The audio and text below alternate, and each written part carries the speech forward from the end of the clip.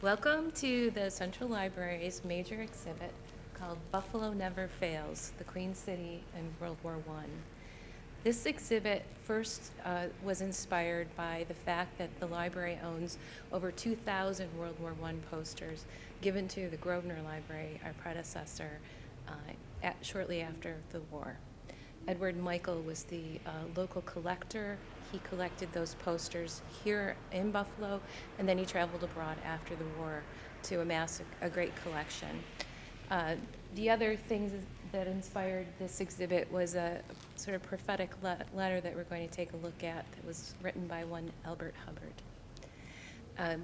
We gathered a group of local community stakeholders and discussed what direction an exhibit that commemorates 100 years since World War I should take, and all agreed that the focus ought to be on Buffalo's role in that war effort.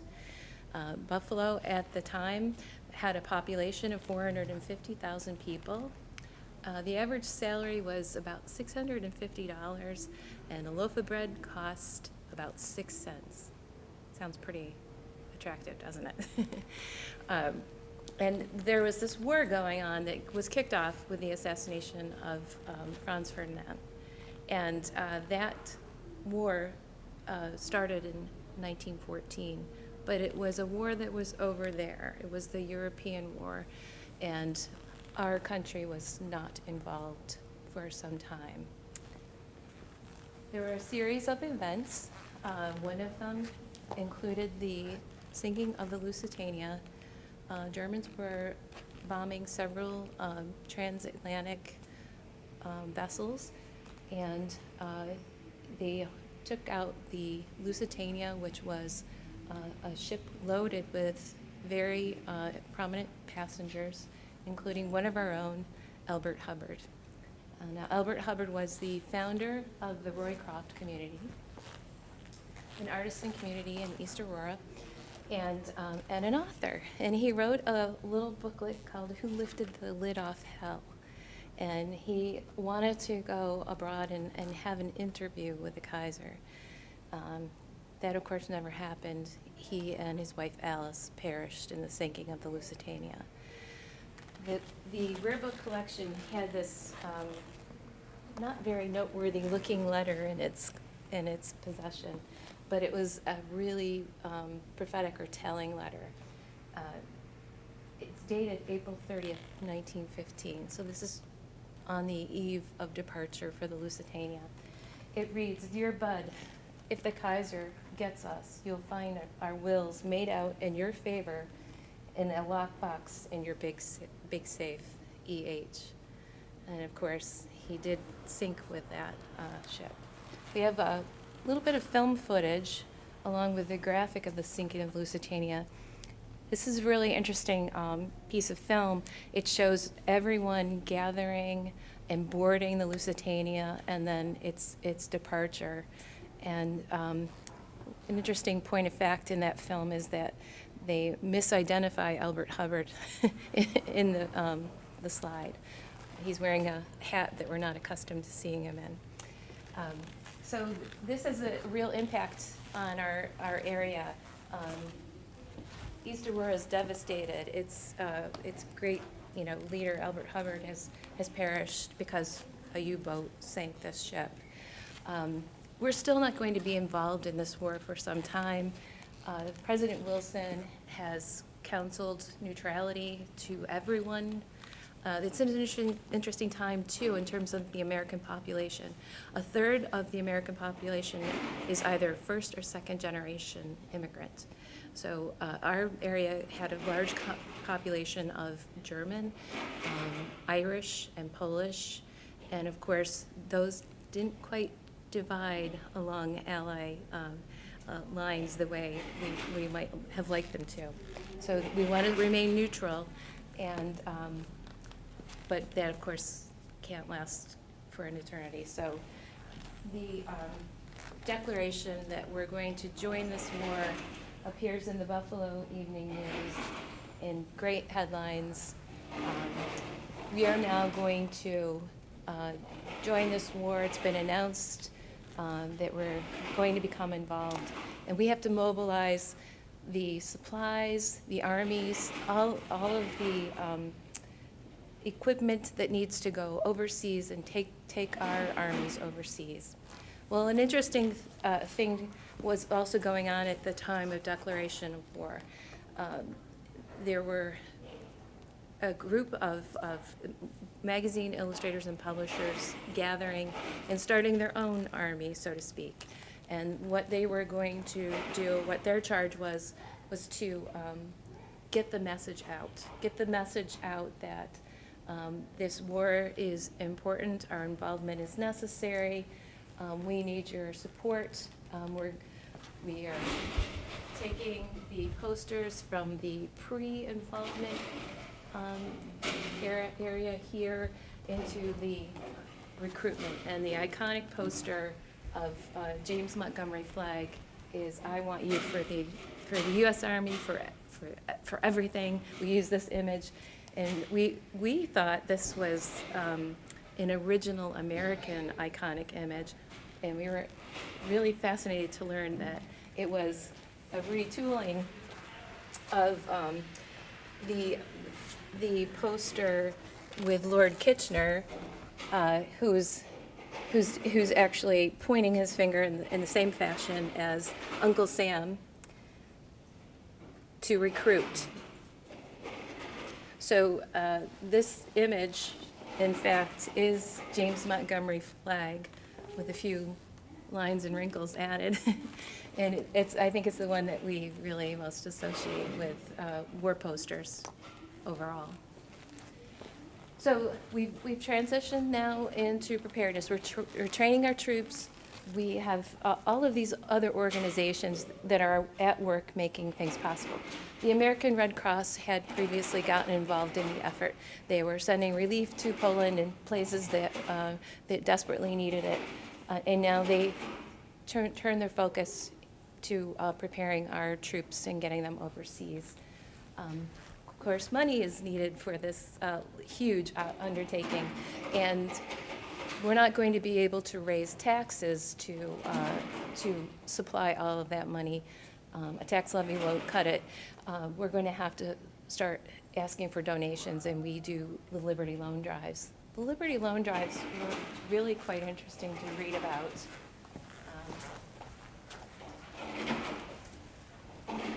There were 5 Liberty Loan Drives: the first, the second, third, fourth, and then the Victory Drive. And they lasted a period of a few weeks, and everywhere people were asked to please donate toward the Liberty Loan Drive. There was a real sense of duty and patriotism behind getting that involvement. Each area was given sort of a quota that they were asked to raise. For Buffalo, it was about $215 or $16 million, but Buffalo exceeded that amount and raised $250 million. We think this is quite noteworthy when, as I said before, the average salary was only $650. Everyone was involved in one way or other in the war efforts. One of the more prominent Buffalonians in the war effort was Mary Talbert. Mary Talbert was a civil rights activist, well-known, well-respected. Some outlets may suggest that she was a nurse for the Red Cross. We did a little bit more digging or research, and we found from Oberlin College that in their archives, she's reported what she did in the war, and she was a canteen worker pretty much for the YMCA, so sort of setting the record straight there. There were several home side efforts, including knitting. Now, one would think, what good is knitting? Well, the knitting was really important because it supplied socks and sweaters and vests and caplets to wear under one's helmet. It was a huge effort. All the department stores were set up for knitting bees, so to speak. Students actually knit in their home economics classes and gym classes, so it became part of their curriculum, so to speak. So the effort was community-wide. The knitting, the gathering of funds, also the gathering of care packages. Every department store was asking their customers to please put together and contribute toward these wonderful care packages that would make the soldiers feel as much at home as possible. So the comfort packages included things like playing cards, books for reading, tobacco for a pipe, or cigarettes in some cases, and timepieces for keeping track of the time, and compasses. So the posters associated with this phase where we are involved in the war, they have a variety of messages. The graphics are they're very vivid. They are communicating that we need your help. These are pleas for help, pleas for recruitment, pleas for support, and the messaging is very strong. And one point I want to make about these posters at this time is that, you know, the United States was in the war for probably the shortest period of all the countries. But this army of illustrators, they pumped out more posters than any other country. So I think there's a lot to be proud of, both in the fundraising sense, in the mobilization sense, and in our country's output of fine poster work. So now I think we're going in, sorry, I forgot something. So the organizations that helped in the war effort included, as I mentioned, the American Red Cross, the Liberty Loan Drive, we have buttons for all of them, the Salvation Army, the Catholic War Council, the Jewish Welfare Board. So there's a multitude of organizations behind America's involvement in World War I. When the United States finally entered the war, the nation had a standing army of just over 125,000 soldiers. Within a year, there were 4 million members of the military force, men and women, in the American Expeditionary Forces. However, African Americans were not allowed to fight with the American Expeditionary Forces, and many times they were used for just manual labor. 2 particular combat divisions, the 92nd and the 93rd Divisions, were loaned out to the French Army, where they fought side by side with the French soldiers, and many were awarded military medals for their courage and valor. Here in Buffalo, there were 3 separate registration days held, and a total of 170,000 men showed up for them. Of that total, 19,000 were accepted for military service. Life for the soldier in World War I was very difficult. Certainly the trench warfare was new. There were 25,000 miles of trenches that were cold and wet and loaded with lice, vermin, and rats. The soldier had new things to deal with, including the whole notion of the fighting in the air, the tanks, the flamethrowers, the machine guns. From Buffalo, we had a number of brave men and women who were involved, but we would like to point out some of the men that we found information on. William Donovan, the man who would be the predecessor as creator of the Office of Strategic Services, the predecessor of the Central Intelligence Agency. He was one of the highly awarded soldiers during World War I. He was nicknamed Wild Bill by his troops because of his often reckless courage under fire. And he was originally from the 1st Ward of Buffalo, the Irish Catholic boy. Another person who was involved and had some prominence here in the city of Buffalo was Dr. Francis E. Franzak. He was Polish-American. He was the Erie County Health Commissioner at the time of the war, and he was very interested in doing his part for the freedom of Poland at the time. So he actually joined the forces, became Lieutenant Colonel Franzak, and even came back from the war and worked with local publishers of the Polish newspaper and the Grosvenor Library geographer to create a new Poland map, which is quite unique in this library. A couple of soldiers we certainly have to mention would be Jesse Clipper and Adam Tuwaki. Tuwaki is considered the first soldier from the Buffalo area to die in the war, and Jesse Clipper, the African-American, first African-American to die from his injuries of the war. They both have local veterans posts named after them.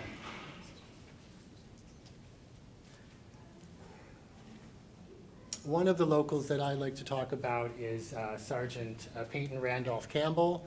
This was a gentleman who worked for Pratt & Lambert as an ad executive.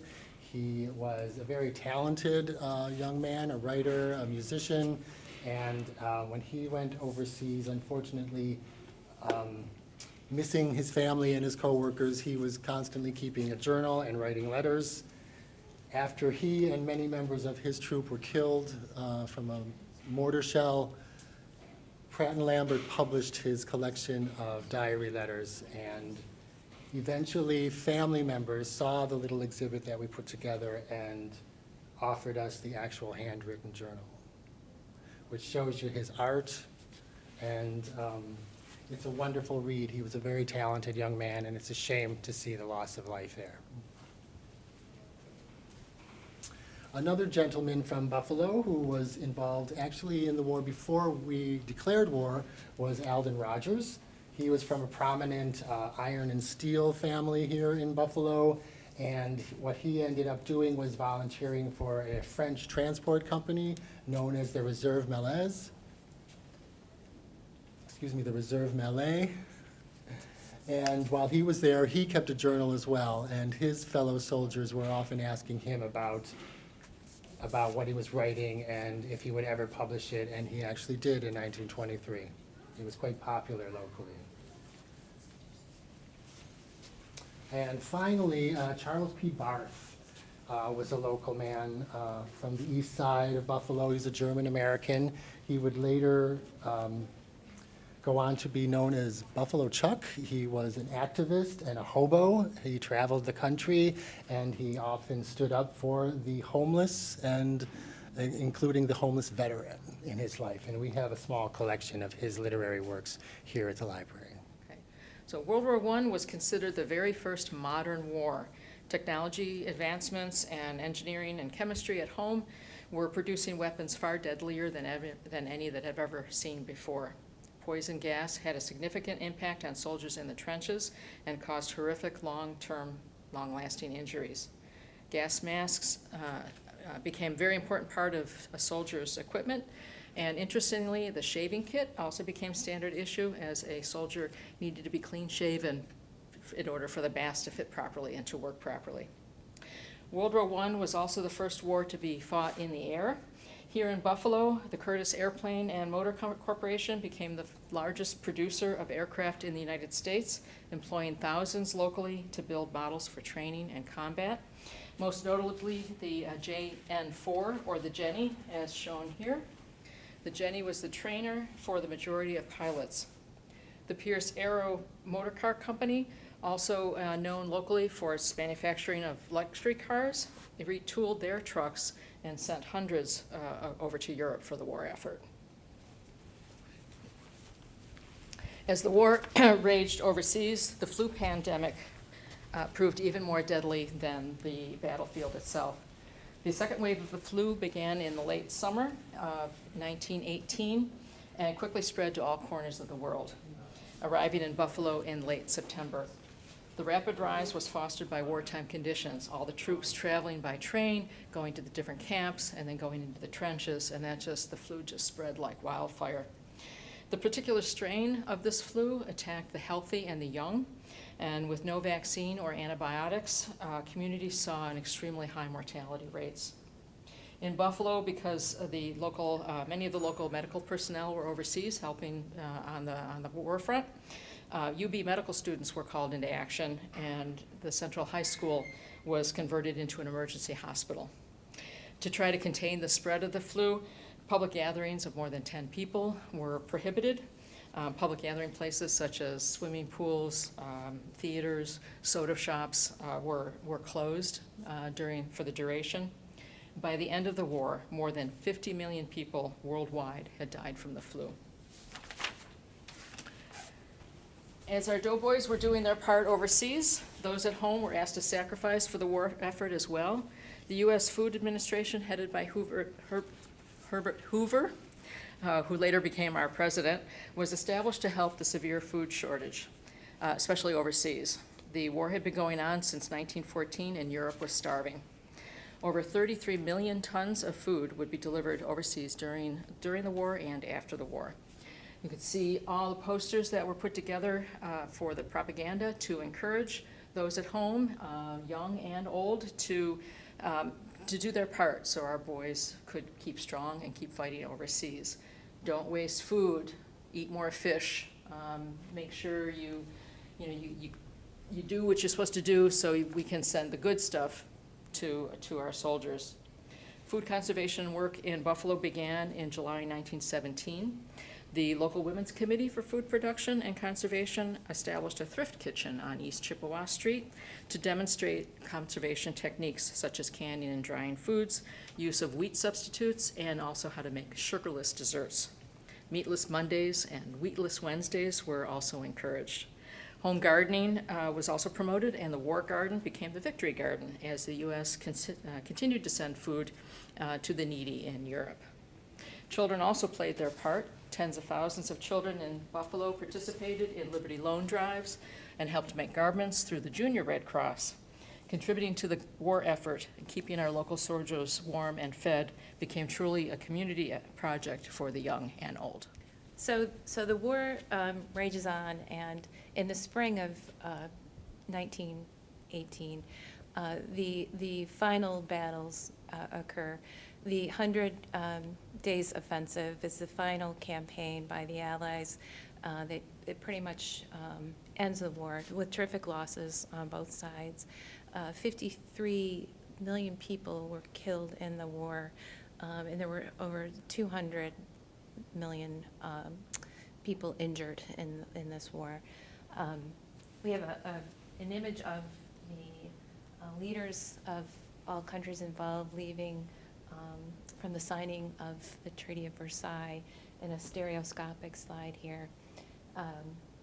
We also have this portrait of a gentleman who is responsible for us having over 2,000 World War I posters.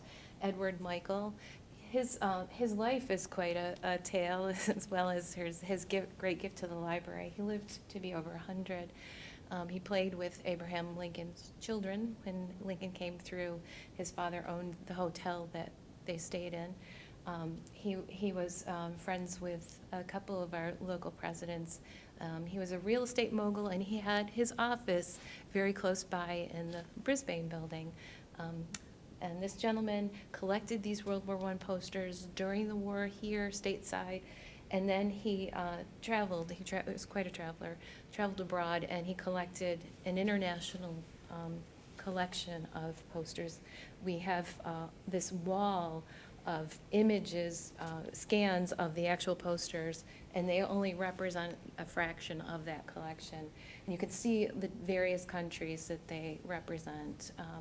Russia, Germany, Canada, Ireland, et cetera. It's just a remarkable collection, and we're very fortunate to own it in this library, and even more fortunate to be able to share it with people in this exhibit. One of the artists of the posters that people are, I think, starting to learn a little bit about locally was our local Alex O. Levy. His artwork was more portraiture style. Some of the other artists were magazine illustrators or book illustrators. His was more painterly style.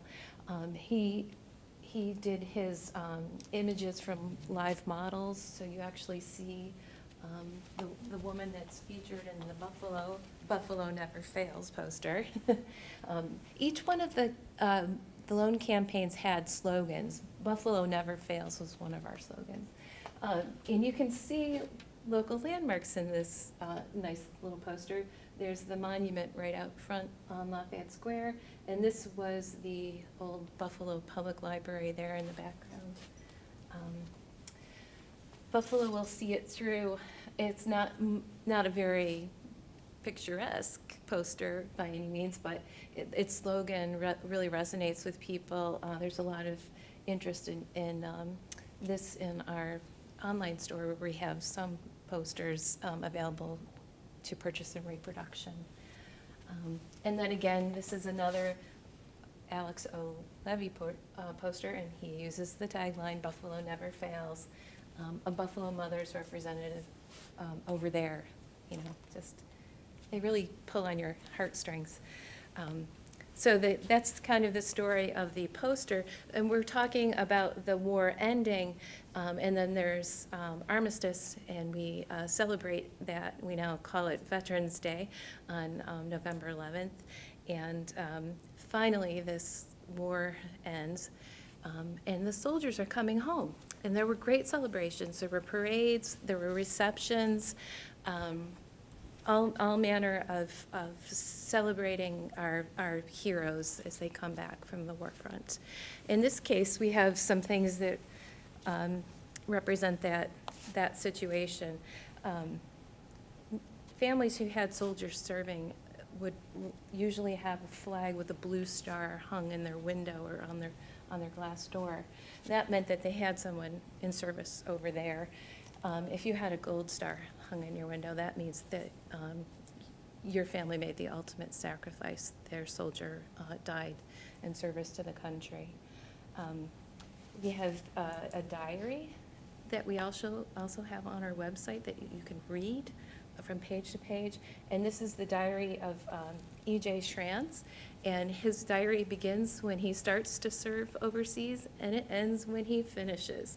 And in the back, he's wonderful lists and addresses of all the people he served with that he wants to keep in contact with.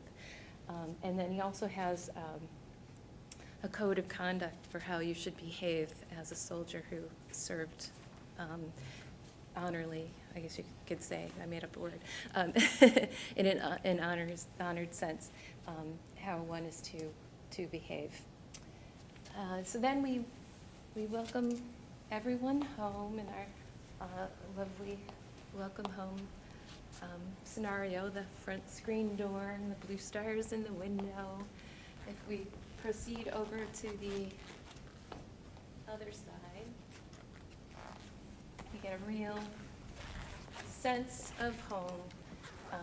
The desk that maybe a mother would be writing letters to her son who's serving overseas, and his picture on her desktop, and yay, the soldier finally comes home. You can see him through the screen door. Very last points to make. This one has to do with libraries. Libraries had a big role in the war effort, and making sure that the soldiers had plenty of reading material. So they gathered up all these books and made sure that they got over to and were distributed among the soldiers overseas. And last but not least, this exhibit especially was a huge group effort. All of the veterans organizations came out in support of and helped us with artifacts and such. The community came forward with wonderful artifacts that they had in their garages and in their attics, and we were able to show them in this exhibit. Antiques dealers who special in military things loaned their materials to us. The Uncle Sam's shop, some dioramists actually created works for us to include in this exhibit. I think that it's kind of self-reflexive of that whole community effort in Buffalo. I mean, obviously, the war effort was on a grand scale. This one, I think, was much smaller scale, but nonetheless worthwhile. And so we have to commemorate 100 years since World War I, a wonderful exhibit that belongs to the community.